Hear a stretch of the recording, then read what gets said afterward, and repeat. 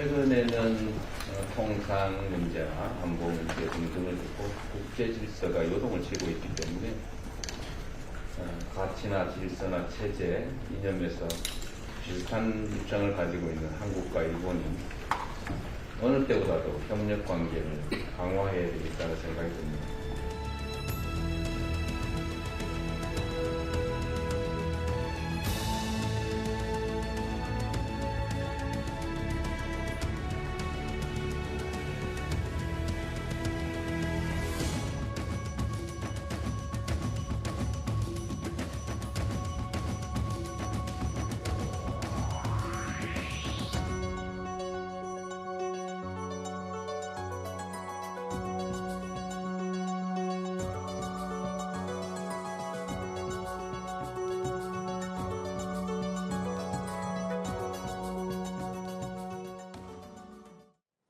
이재명 대통령이 1박 2일간의 한일 셔틀 외교 일정을 마치고 현재 미국 워싱턴 DC에 도착했습니다. 자, 내일 새벽에는 한미 정상회담이 치러질 텐데요. 트럼프 대통령과 첫 만남인 만큼 첫 단추 잘 끼워야 되겠죠. 자, 오늘 이 시간에는 한일 정상회담 성과와 함께 앞으로 남은 한미 정상회담에 대한 전망 함께 이야기 나눠보겠습니다. 민정훈 국립외교원 미주연구부 교수와 함께합니다. 안녕하십니까? 예, 네. 안녕하세요. 자, 먼저 한일 정상회담 정리부터 하고 한미로 가보도록 하겠습니다. 자, 이번 한일 정상회담의 전반적인 총평 교수님께서 한번 좀 들려주시죠. 일본 현지 언론이 얘기하는 부분이 가장 적절할 것 같아요. 깜짝 선물이었다. 이 부분이 가장 적절할 것 같고요. 사실 진보 정부인 이재명 정부가 들어와서 친중이나 친북으로 다시 돌아가는 거 아니냐 이러한 부분이 그런 우려가 일각에서 있었거든요. 그렇지만 이제 우리 정부가 국익 중심의 실용 외교를 기초로 내걸고요. 굳건한 한미 동맹을 토대로 한미일 협력을 강화해 나가겠다. 이 부분을 정책적 방향성으로 분명하게 제시를 했고 그러한 부분을 이제 행동으로 옮기는 그러한 계기를 보여준 것이 아닌가 생각을 하고 있습니다. 그래서 한미 정상회담 이전에 한일 정상회담을 하는 그러한 실용적인 접근을 보여줘서 일본뿐만 아니라 미국에게도 굉장히 긍정적인 평가를 받고 있고요.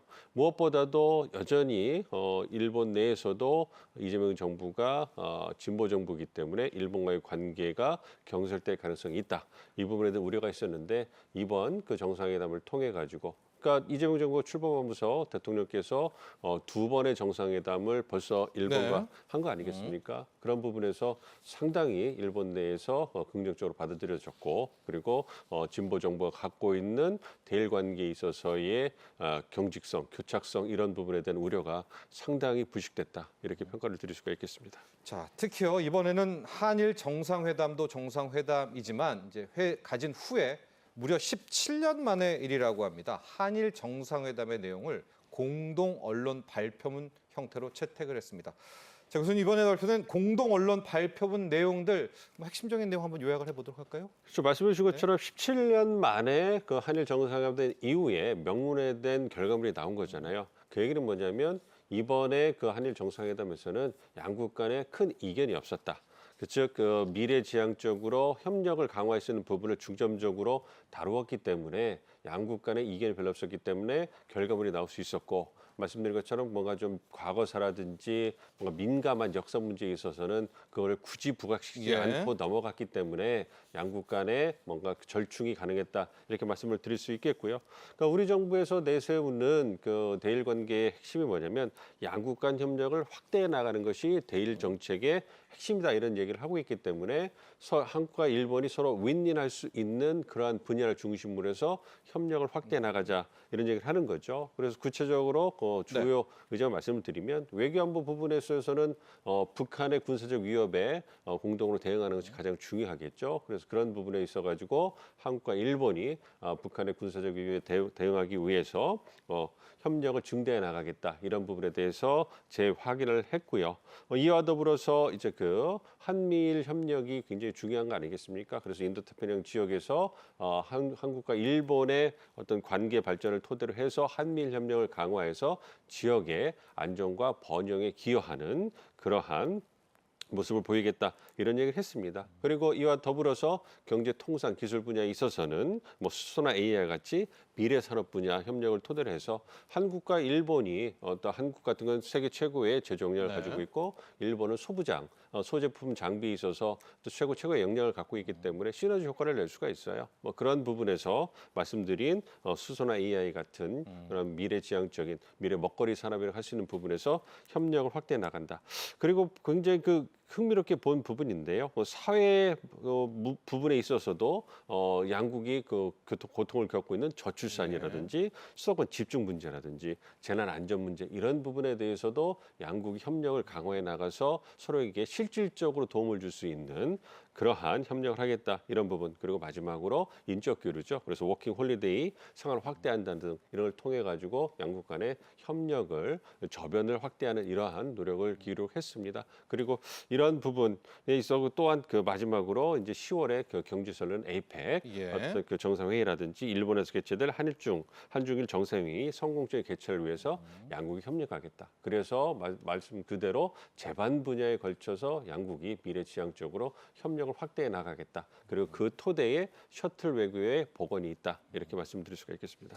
이번에 보면 전면적으로 좀 민감한 부분은 안 다뤘잖아요. 예. 그렇죠. 과거사 문제라든가 또 위안부 배상 문제라든가 뭐 후쿠시마 수산물 이것도 언젠가는 한번 곧 다루겠죠. 한번 만나서. 그렇죠. 그렇죠? 계속 임기가 많이 남아 있으시기 때문에 그런 부분을 다루기는 할 건데요. 그러니까 우선 미래지향적으로 먼저 성숙하게 가고. 네. 해서 이제 체력을 좀 키워야 되겠죠. 양 두 정부 간의 어떤 신뢰를 돈독히 할 수 있는 그러한 실질적인 협력을 강화해 나가면 어떤 신뢰라든지 어떤 공조할 수 있는 공간이 넓어지가 아니겠습니까? 네. 그러면 말씀해주신 뭐 사도강선 문제라든지 이제 징용공 문제라든지 이런 부분들이 불거진다 하더라도 체력이 빵빵하게 비축이 돼 있으면 어느 정도 하나씩.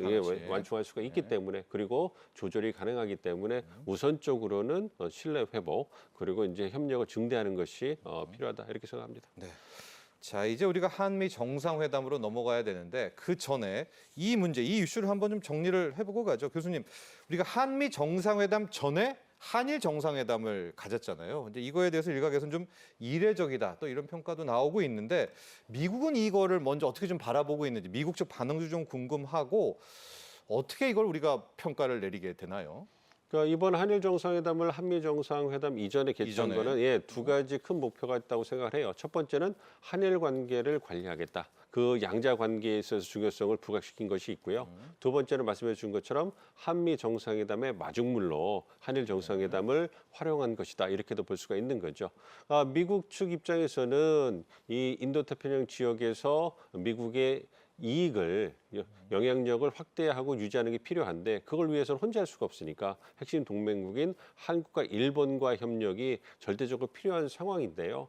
아무래도 잘 아시는 것처럼 한국과 일본의 역사 문제라든지 과거사 문제를 일어나 가지고 양국 간의 관계가 경색이 되면 한미일 협력을 강화하기가 굉장히 어려운 예. 상황에 많이 처했단 말이에요. 그렇기 때문에 미국 입장에서는 한일 관계가 좋기를 바라고 있는데 이것이 굉장히 민감한 문제니까 제3국인 미국이 개입하기 어렵잖아요. 그래서 과거에는 어쨌든 미국이 간접적으로 중재를 해줘가지고 한일 간의 관계를 어떤 개선하는 노력을 기울인 적이 많았는데 예. 이번에는 우리가 주도적으로 한일 관계를 관리하고 그리고 한미일 협력을 강화하는 그러한 주도적인 모습을 보여주고 견인하는 모습을 보여줬기 때문에 의미가 있고요. 이러한 부분이 미국 워싱턴 정가에 상당히 긍정적으로 받아질 거다 생각을 하고 있어요. 말씀드린 것처럼 일본과 더불어서 미국에서도 이재명 정부, 진보 정부가 다시 친부로 가는 거 아니냐 이런 우려가 아직도 있거든요. 그러한 부분을 불식시킬 수 있는 굉장히 의미 있는 계기가 됐다 이렇게 볼 수가 있겠습니다. 예. 일본 언론에서는 이시바 총리가 이제 트럼프와의 관계에 대한 사전 조언, 대미 전략에 대한 조언도 해줬다. 뭐 이렇게 좀 가십성 기사도 나오는 것 같은데 한미 정상회담에 좀 어떤 영향을 미치게 될까요? 먼저 이 한일 회담을 한 것에 이어. 그러니까 한미 정상회담은 양자 관계예요. 한국과 미국의 양자 관계니까 주요 의제들이 다 있기 때문에 직접적으로 한일 정상회담의 결과가 영향을 미칠 거라고 생각하지는 않습니다. 네. 그럼에도 불구하고 한국 정부의 이러한 일본과의 관계를 관리하고 한미일 협력을 강화하겠다는 이러한 강력한 의지 표명은 아무래도 한미 정상회담에 임하는 트럼프 행정부에게도 긍정적인 영향을 줄 것이다. 그렇기 때문에 그런 부분에서 우리가 최종적으로 공동성명문을 조율하고 그리고 양국 간의 관계를 심화시키는 데 있어서 의미 있는 마중물이 될 거다 이렇게 보고 있습니다. 네. 자, 이렇게 정리를 하고 이제 우리 한미 정상회담으로 넘어가야 될 것 같습니다. 이번 한미 정상회담의 의제 이제 크게 경제 통상이 있고 그 다음에 지금 가장 많이 언급이 되는 동맹 현대화에 대한 이슈가 있습니다. 이 두 가지에 최근에 불거졌죠. 이 한미 원전 동맹이라는 또 새로운 이슈, 이 원전 협상이 테이블 위에 뭐 크게 한 세 가지 정도로 볼 수 있을 것 같은데요. 자, 교수님 안보부터 시작을 하죠. 이 동맹 현대화 뭐 여러 가지 명칭으로 쓰이게 되는데 이제 이게 가장 오히려 경제 쪽보다 더 뜨거울 것이다 이런 이야기도 나오고 있는데 하나씩 가보도록 할까요? 동맹 현대화부터 가보죠. 가장 핵심적이고 뜨거운 의제라고 할 수 있죠. 네. 어쨌든 그 한미 관세 협상에 의해서 그 통상 부분에 있어서는 어느 정도 양국 간의 경제 통상 관계가 안정화되는 그 계기가 만들어졌잖아요. 액수도 나왔고요. 네, 그렇습니다. 그래서 어느 정도 안정화될 수 있는 토대가 마련이 되는데 이런 관세 협상을 기술 협상으로 가다 보니까 그 외교안보 부분에 있어서의 주요 의제들은 이제 정상회담으로 미뤄진 측면이 강하거든요. 그렇기 때문에 이번 정상회담에서 외교안보 측면에서 즉 동맹 현대화라는 네. 그래서 주한미군의 규모나 역할을 확대하는 부분, 그와 더불어서 한국군의 역할을 어디까지 확대할 것이냐, 한국의 국방비 증액을 얼마나 할 것이냐, 뭐 이러한 부분들이 주요 의제가 될 거라고 생각하고 있고 언론 보도에 나오는 것처럼 이러한 동맹 현대화에 대한 미국 측의 어떤 요구가 상당히 강경하게 나오고 있다. 중국 견제에 대한 입장도 상당히 강경하게 나오고 있기 때문에 이러한 부분을 어떻게 잘 조율하는가가 앞으로 그 우리 한미 동맹을 운영하는 데 있어서 상당히 그 중대한 그 변화라든지 그 계기가 될 수 있기 때문에 관심이 많이 주목되고 있습니다. 그렇기 때문에 주무 장관인 외교부 장관도 다시 이제 그 한일 정상회담을 건너뛰고 한미 정상회담 워싱턴에 방미를 하셔가지고 최종 그 주요 의제를 조율하는 이런 모습을 보여주지 않았습니까? 그런데 예. 치열한 협상을 벌이고 있기 때문에 특히 주한미군의 역할을 어디까지 확대할 것이냐, 그 전략적 유연성 이런 얘기를 하고 있는데 그 부분에 대해서 우리 정부는 부담스러우니 전략적 유연성이 아니라 미래형 전략화, 예. 뭐 이런 식으로 해서 좀 톤다운을 시키면서 여전히 주한미군이 한반도 방위의 균형제 역할을 하면서 그걸 토대로 해서 이제 영내에 어떤 그 안보에도 영향을 미칠 수 있는 그런 역할을 해주기를 바라고 있는 것이고요.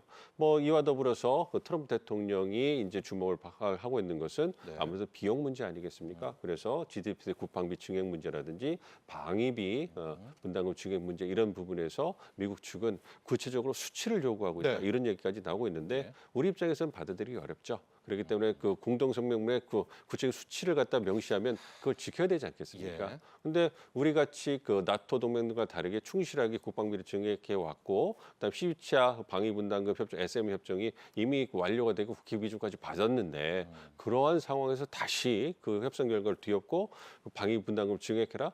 우린 받아들이기 쉽지 않은 부분이 있거든요. 네. 네, 그런 부분이 있기 때문에 그러한 부분에 있어서 양국 간의 입장을 조율하는 것이 이번 정상회담의 굉장히 주요한 의제이기 때문에 아무래도 이견이 좀 컸을 거라고 생각을 하고 있어요. 그래서 막판까지 치열한 협상을 하고 있고 그래도 이제 그 대통령이 가시고 정상회담이 예정대로 개최되는 걸 보면 그러한 부분에서 양국 간의 외교안보 분야에 대한 어떤 의견 조율은 어느 정도 마무리된 것이 아닌가 이렇게 보고 있습니다. 지금 또 하나가 이제 동맹 현대화 관련해서 주한미군 전략적 유연성 이 단어도 참 많이 나오고 있는데 어떻게 보세요? 정말 트럼프 대통령이 뭐 우리가 지금 뭐 세간에서 나오는 중국과 대만의 뭐 전쟁 시 같이 중국을 상대하라 이 정도까지 요구할 정도로 우리를 좀 압박하게 될까요? 이 이슈가 올라갈까요? 어떻게 보십니까? 그러니까 대만 해협에서 한미 동맹이 어떤 역할을 할 것이냐 이 부분에 대해서는 주한미군이. 그 공동 성명문에 나올 수 있지 않을까 생각하고 있어요. 아, 그래요? 근데 이제 그게 이제 주한미군이 어떤 역할을 그런 부분이 아니고요. 이제 한국이 대만 해협의 평화 안정을 지키기 위해서 뭐 기여한다든지 한미 동맹에 기여한다 이 정도의 원론적인 수준에서 얘기가 나오는 거고요. 그러니까 대만의 뭐 침공 시 한국군이 어떻게 한국군이 출동한 이런 것까지는 아니다. 그런 얘기가 공동성명에 나오는 것은 적절하지 않고요. 어쨌든 미국 입장에서도 한국이 어떤 대만해협이나 어떤 인도태평양 지역에서 보다 적극적인 역할을 해주기를 기대를 하고 있거든요. 네. 그거를 원론적인 수준에서 보다 더 명확하게 명시해주기를 바라고 있지만 우리는 중국과의 관계가 있기 때문에 그런 부분에서 받아들이기 어렵거든요. 그래서 대만해협이라든지 인도태평양 지역의 평화 안정을 위해서 보다 적극적으로 이제 한미 동맹이 역할을 하겠다. 그리고 이제 그 일방적으로 현상을 변경하는 데는 결연히 반대한다. 이러한 수준의 공동 성명문이 나오지 않을까 예상을 하고 있습니다. 네, 자 한미 동맹의 뭐 현대화, 또 주한미군의 전략적 유연성, 과연 이런 것들이 어떻게 또 정상끼리의 만남에서 또 결론이 나오게 될지도 주목해 보시고요. 그래도 이 뜨겁고 이게 핫한 굉장히 회담에서 지금 한미 원전 협정이 조선 다음으로 좀 뭐라고 그래야 될까요? 훈풍을 좀 불어올 수도 있을 것 같다. 트럼프 대통령도 한국에 와서 좀 원전 좀 지어달라. 뭐 조선과 비슷한 거 아니겠습니까? 갑자기 한미 원자력 협정이 좀 나왔는데 이게 좀 잘 좀 됐으면 좋겠습니다. 어떻게 좀 풀어가게 될까요? 그렇습니다. 굉장히 우리에게는 의미 있는 분야로 생각하고 있어요. 조선 분야와 더불어서 원전 그렇죠. 분야도 사실 미국 내 생태계가 거의 황폐화됐거든요. 아무래도 그 원전 같은 부분도 1979년에 이제 그 원전 사고가 미국 내에 있었고 그 부분 이후에 실질적인 수주가 없었어요. 그렇기 때문에 지금도 여전히 미국이 웨스팅하우스를 중심으로 해서 원전 설계 기술은 세계 최고 수준을 유지하고 있지만 제조 능력이 이제 뒷받침이 안 되는 맞습니다. 거예요. 예. 그래서 그 부분에서 이제 그 한국의 중요성이 부각되고 있는 것이고 그게 조선업계나 마찬가지가 되는 거죠. 그런 부분에서 의미가 있는데 미국 내에서 원전이 부각받는 이유는 뭐 잘 아시는 것처럼 이제 AI 같은 미래 먹거리 산업, 미국이 중점적으로 어떤 그 경제적 이해관계를 위해서 어떤 그 선도하고 싶은 그런 분야가 상당한 양의 전력 수요가 필요하지 않습니까? 그러한 전력 수요를 충당하기 위해서 트럼프 행정부가 화석 연료 에너지를 적극적으로 채굴하는 것, 네. 이와 더불어서 원전을 갖다가 적극적으로 활용하는 이런 방안을 추구하고 있기 때문에 예를 들어서 2030년까지 원전 10기 원전을 착공하겠다는 계획을 갖고 있어요. 이게 상당한 경제적 이익을 가져올 수 있고 기술적인 발전을 가져올 수 있는 프로젝트이기 때문에 이런 부분에서 우리 기업들이 많은 관심을 갖고 있습니다. 그래서 그런 부분에서 한국이 갖고 있는 가격 경쟁력이나 가성비를 고려했을 때 경쟁국인 프랑스보다는 훨씬 더 뛰어나기 네. 때문에 동맹국이지 않겠습니까? 그래서 그런 부분에서 이제 그 많은 고려가 되고 있는 것이고요.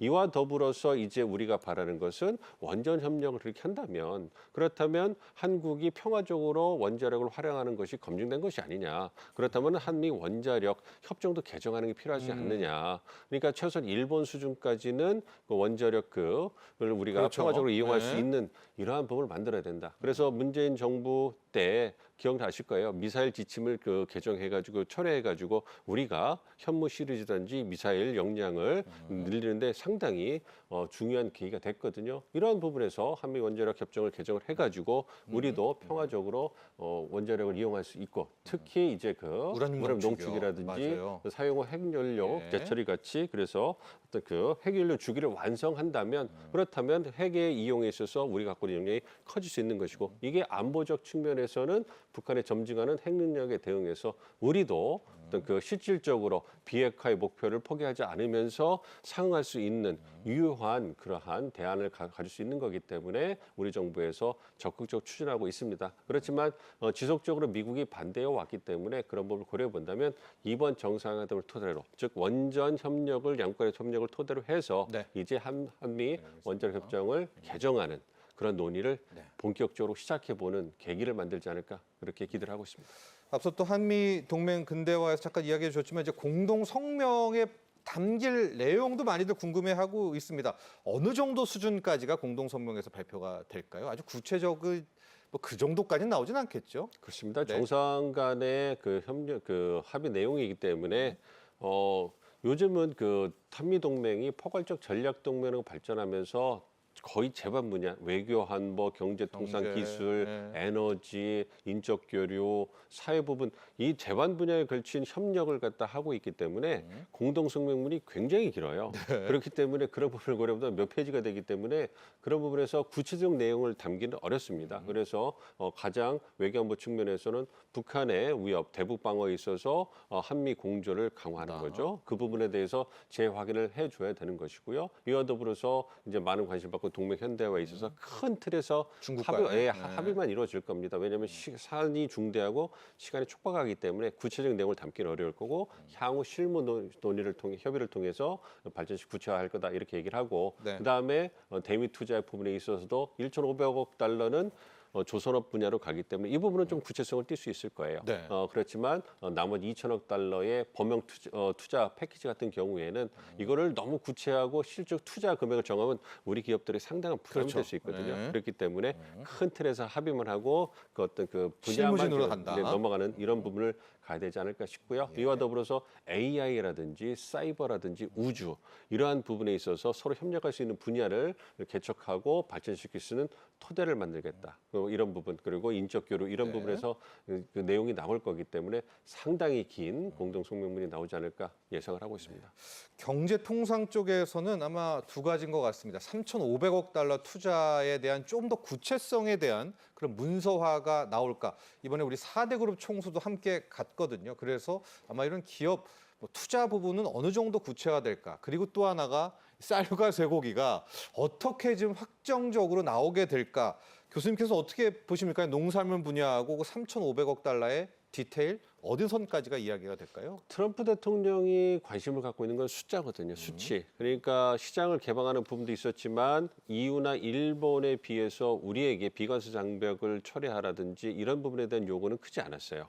그러니까 그 부분에 있어서 트럼프 대통령이 중점을 둔 것은 대미 투자, 액수를 높이는 데 그 중점을 뒀고 이번에도 하워드 로튼이 상무장관을 중심으로 해서 이 대미 투자의 어떤 분야라든지 구체적인 시기나 방법, 운용 이런 부분에 대해서 구체성을 띠고 그 공동성명에 명시를 하자, 명기를 하자 이런 얘기를 하고 있기 때문에 우리로서는 말씀드린 것처럼 우리 기업들의 직접적인 피해가 있을 수 있기 때문에 좀 신중할 수밖에 없는 부분이 문서화는요? 그렇습니다. 네. 그렇기 때문에 그런 부분에서 아무래도 그 조선업, 조선 분야를 중심으로 해서 구체성을 띠고요. 나머지 큰 틀에서 뭐 원전이라든지 반도체라든지 2차 전지라든지 바이오 부분에서 협력을 증대나가기로 했다. 그래서 이제 구체적으로 실무 협의를 통해서 발전시켜 나가겠다 이런 정도 얘기를 하고요.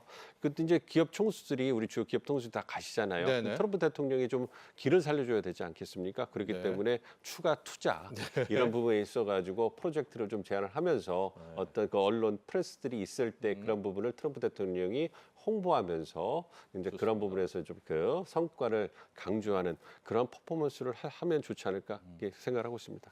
농산물 쪽은 어떻게 될까요? 쌀, 쇠고기도. 여기도 좀 그게 결론이 날까요? 그 부분은 크게 다뤄지진 않을 거라 않을 생각을 것 하고 같아요. 있어요. 왜냐하면 물론 미국 내에서 언론 보도를 보면 아무래도 그 비관세 장벽 그 말씀하시는 농산물이나 쇠고기, 쌀 이런 부분을 너무 한국 측의 이해관계를 반영한 결과물이 나온 거 아니냐. 저 이런 입장이 부분이 좀 다릅니다, 우리랑. 그래서 네. 그런 부분에 좀 더 좀 강하게 요구해야 되는 것이 아니냐 이런 얘기를 하고 있지만 대통령께서 밝히신 것처럼 그렇다고 해서 우리가 또 받아들일 수 없는 부분이 그런 부분이니까요. 아무래도 그런 부분에 대해서는 추가적인 논의는 없을 거라고 생각합니다만 그 이외에 뭐 농산물 검역 절차를 갖다가 좀 간소화한다든지 자동차 어떤 상호 검증 절차, 검사 절차를 갖다가 동등하게 인정하는 것을 폐지한다든지 이런 부분에 대해서는 얘기가 나올 수 있을 텐데 말씀드린 것처럼 이러한 부분은 주요 의제에서 좀 벗어나서 이제 그 취급되지 않을까, 처리되지 않을까 예상을 하고 있습니다. 정리하도록 하겠습니다. 자, 어떤 전략 필요할까? 아예 돌발 의제를 꺼낼 수도 있지 않나? 우리가 지금 논의 안 된 뭐 그런 얘기까지 나오고 있습니다. 워낙 트럼프 대통령의 이 스타일 자체가 그런데요. 그럼 어떻게 우리가 좀 상대를 해야 될까요? 한미 정상회담. 그러니까 이번 한미 정상회담에 대해서 저희가 이제 동맹 현대화라든지 경제 동맹 안정화라든지 새로운 의제 발굴 이런 부분에 대해서 말씀을 드리고 있습니다만 이와 더불어 중요한 게 정상 간의 신뢰를 형성하는 거예요. 정상 외교를 하기 위한 토대를 만들어야 되기 때문에 그런 부분에서 우리 정상께서 트럼프 대통령과 조를 하셨을 때 좋은 인상을 남기고 서로 케미가 맞는다는 이러한 인상을 주는 게 필요하기 때문에 아무래도 이제 트럼프 대통령이 칭찬에 약하지 않습니까? 네. 트럼프 대통령의 리더십을 이제 부각시켜 주면서 특히 북한 문제에 있어서 이제 상당히 긍정적인 리더십을 보이고 있기 때문에 그런 부분들 그리고 피스비라든지 개인적인 경험, 정책 경험을 바탕으로 해가지고 이번에 우리 정부가 그 트럼프 대통령을 위한 맞춤형 선물들을 좀 많이 노벨 가져간다고 평화상이요? 뭐 그런데 그거보다 그래서 이제 하나의 예를 든다면 네. 사진첩 같은 걸 만들어 간다는 거예요. 금박으로 해서 그래서 이제 거기에 트럼프 대통령 대통령이 작년에 선거 유세 기간에 피습당하지 않습니까? 예. 그러면서 파이팅하면서 싸우셔서 이런 부분들을 갖다가 잡은 사진첩을 만들어서 제공해주면서 그런 부분에 있어가지고 트럼프 대통령과의 어떤 그 개인적인 친분감을 느끼는 이런 노력도 하고 있거든요. 네. 그런 측면에서 우리 대통령께서 노련한 정치인이시니까 그러한 트럼프 대통령 붙들어주면서 관계 형성에 매진하는 것이 필요하지 않을까 생각하고 있습니다. 네. 자, 지금까지 민정훈 국립외교원 미주연구부 교수와 함께했습니다. 오늘 감사합니다. 예.